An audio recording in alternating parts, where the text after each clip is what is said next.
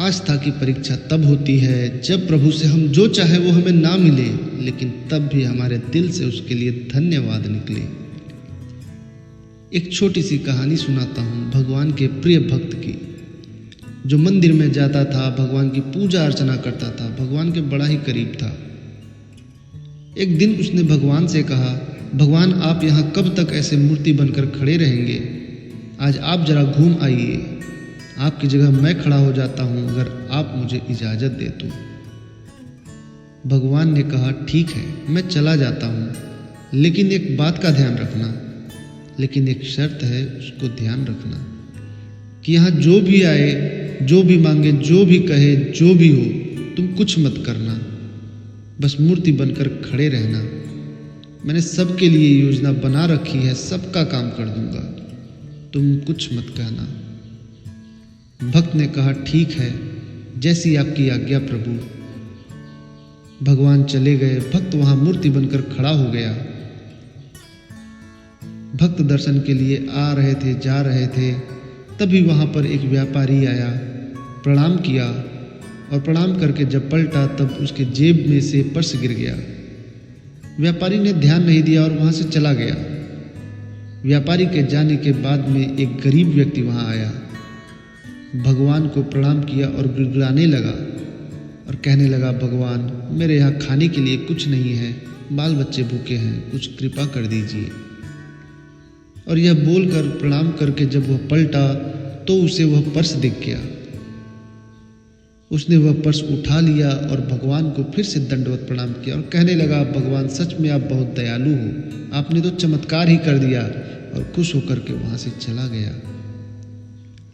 ये सब वो भक्त देख रहा था जो मूर्ति बनकर खड़ा था और सोच रहा था कि यह क्या हो गया, वो तो चोरी करके चला गया।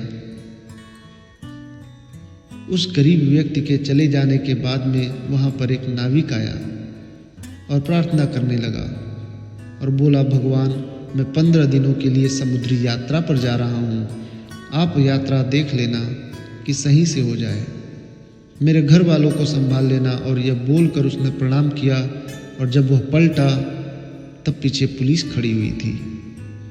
वो व्यापारी खड़ा हुआ था जिसका पर्स गिरा हुआ था और आरोप लगा रहा था कि इस नाविक ने मेरा पर्स चुराया है, क्योंकि मेरे बाद यही आया है। पुलिस उसे पकड़कर ले जाने लगी। नाविक बार बार बोल रहा था, मैंने कोई पर्स नहीं चुराई, लेकिन पुलिस वाले सुन नहीं रहे थे क्योंकि व्यापारी का आरोप था। तो उस नाविक को ले जाने लगे। तभी वो भक्त जो मूर्ति बनकर खड़ा था कहने लगा, अरे इसने नहीं चुराई है पर्स, इससे पहले एक गरीब व्यक्ति आया था, उसने चुराया है, उसके घर जाओ, पर्स मिल जाएगा। पुलिस वाले पहुंच गए उस गरीब आदमी के घर। पर्स उसके यहाँ मिला और चोरी के आरोप में पुलिस ने उसे पकड़कर जेल में डाल दिया और नाविक निकल गया अपनी यात्रा पर। शाम हुआ। शाम में भगवान आए। भगवान आए तो उस भक्त ने उनको सब कुछ बता दिया कि भगवान आज सारा दिन ये हुआ है।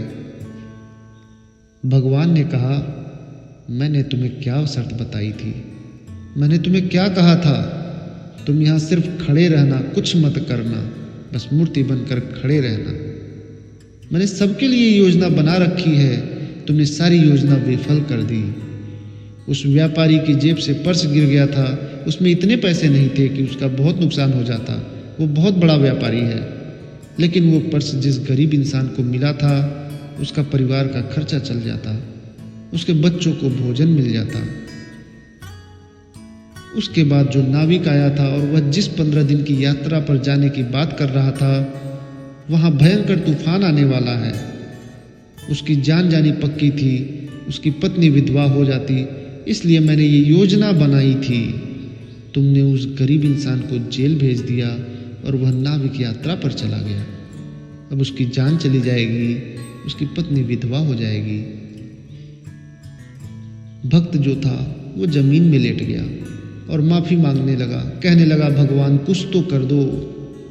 तब भगवान ने कहा, अब तो सब बिगड़ गया। कहानी सिर्फ इतनी सी थी, लेकिन सार बहुत बड़ा है कि भगवान ने सबके लिए योजना बना रखी है।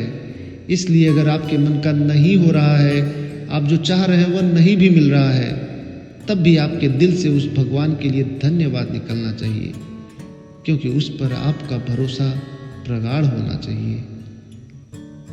धन्यवाद।